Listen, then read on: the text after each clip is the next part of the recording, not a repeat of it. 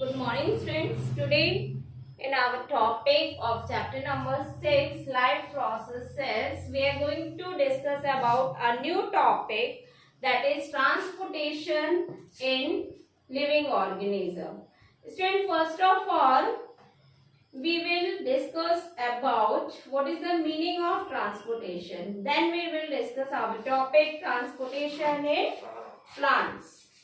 Transportation means as the medium by which things are transported from one place to another place, and this is possible in plants by the help of vascular tissue. This you have studied in class 9 also, that vascular tissue are also known to be complex permanent tissue which are responsible for transportation of water and mineral and food in the plants.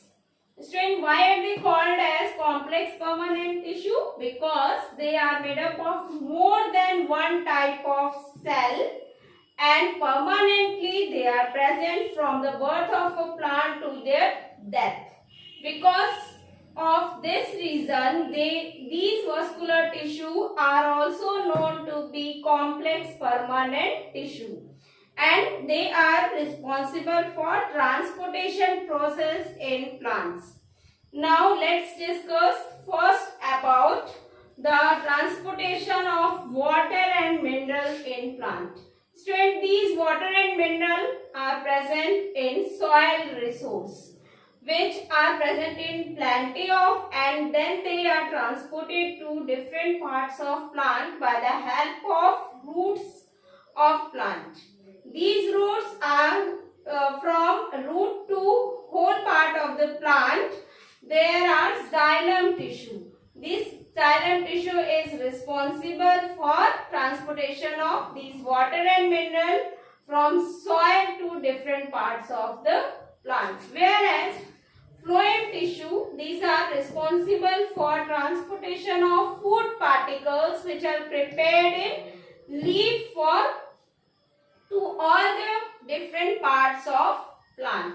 So vascular tissue is of two types. What are those types? Xylem tissue and phloem tissue. These xylem tissue transports water and mineral, whereas phloem tissue transport food in the plant. So these two things are transported, water, mineral and food in the plants. And how are they transported? They are transported by the help of vascular tissue, xylem and phloem. Now let's discuss firstly about the xylem tissue, which is made up of four types of cell. What are these four types of cell? These are vessels, tracheids, xylem fiber and xylem parenchyma. Students, out of these four, the first three cells are called to be made up of dead cells. Why are they dead cells? Why are they called to be dead? Because they are made up of dead cells. These all three are not living in it, except xylem parenchyma, which is living cell. Xylem parenchyma is responsible for storage of these water and mineral, whereas these three, which are made up of dead cells, are called to be vessels, tracheids, xylem fiber, and these xylem vessels are joined end to end like a drain pipes. Students, the structure of this vessel we will discuss later, that they are looking to be made up of drain pipes, and partition between these vessels are dissolved. So these vessels are as long pipes for transport of water and mineral from roots up to leaves.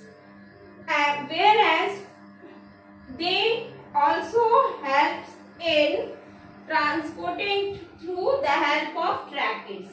The xylem fiber is there for support of the xylem tissue. It acts as its supporting cells. But these all are made up of dead because of these, xylem tissue is considered to be a dead tissue.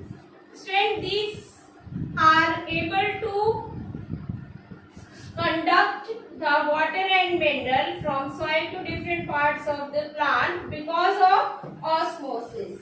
And what is osmosis? Osmosis is a process by which the liquid can be transported from the region of high concentration to the region of lower concentration. So student, as these water and minerals are plenty of present in the soil resource, that gives a region of higher concentration, whereas when they are moving to the plant, that region is, the plant body is considered to be the region of lower concentration. So when because of it, the potential gradient is maintained, and the movement started from the region of higher concentration of soil to the region of lower concentration in the plant body through a semi-permeable membrane.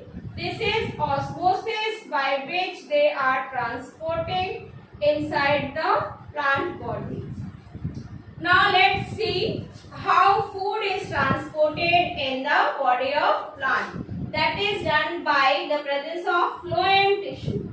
This phloem tissue is also called to be complex permanent tissue because they are made up of 4 different types of cells, that is making them complexity in it, and permanent because from the birth of a plant to the death they are permanently found in them. So these phloem tissue helps in conduction of or transportation of food material from leaf of the plant to different parts of the body. Student, food is required for each and every one. Just like that, here also the plant requires food for their growth and development. But where this food is prepared? It is prepared in leaf, because of which leaf are also called to be kitchen of plant. And these leaves are having phloem tissue, mainly starting from there to different parts of the plant, and help in conduction of the food, transportation of food everywhere. Students, this phloem is formed of long and tubular cells which are of 4 types: sieve tube, companion cells, phloem fiber and phloem parenchyma. All these cells are living one except phloem fiber. Sieve tube, companion cell and phloem parenchyma are considered to be made up of living cells. They are considered to be made up of these living cells, whereas only phloem fiber is dead in nature. Due to this reason, this tissue is also called to be living tissue.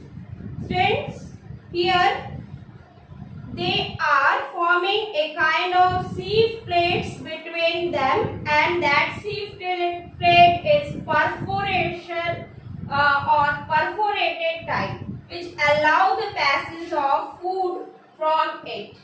Just by the name companion cell, they are also present there for helping them for conduction. Phloem fiber is for storage and phloem fiber is for providing support to this tissue. So in this way, the phloem tissue are able to transport food prepared in leaf to different parts of the plant body and help in transportation in plants. Students, let's see that how transpiration occurs in plants. Student, transpiration basically means loss of water, and from where this loss of water occurs? It occurs from the stomata, mainly from stomata of leaf. We can also say that when extra water is removed from the surface of leaf by the help of stomatal cells, that process is known as transpiration. This transpiration is also said to be a necessary evil. Student, necessary means it's important one. It should be required. And what is the meaning of evil here? It is the meaning evil as a cost. So why this cost? Why this unwanted things is required? This is a kind of proverb used for transpiration, that transpiration process is a necessary evil, as it is required because evil means it acts for causing loss of water from the plant. And why it is necessary? Because it allows the suction pull. It creates a kind of suction pull which is required for transportation process. When the loss of water occurs from leaf surface, it causes a kind of suction pull, and this suction pull allows for the water to be transported from soil to different parts by the help of xylem. So this is transpiration process. Now students, let's see that what is translocation. Student, translocation is a process of transportation of food. And how transportation of food occurs? It occurs by the help of phloem cells. So translocation is mainly called to be the process of transportation of food by the help of phloem cell from leaf to different parts of the body of plant, which occurs in bidirectional way. Why it occurs in bidirectional way means that it moves in upward as well as downward, and because the leaf are present in between the plant, so the food should be transported in upward direction to the stem, branches, flower and fruit, as well as to the roots also. So this occurs in a bidirectional way. Now students, this is all about today topic, how transportation occurs in plants. Here in the I am assigning you one homework to write 5 points of difference between xylem tissue and phloem tissue. Please write it in a notebook and go through the video. Thank you and have a nice day.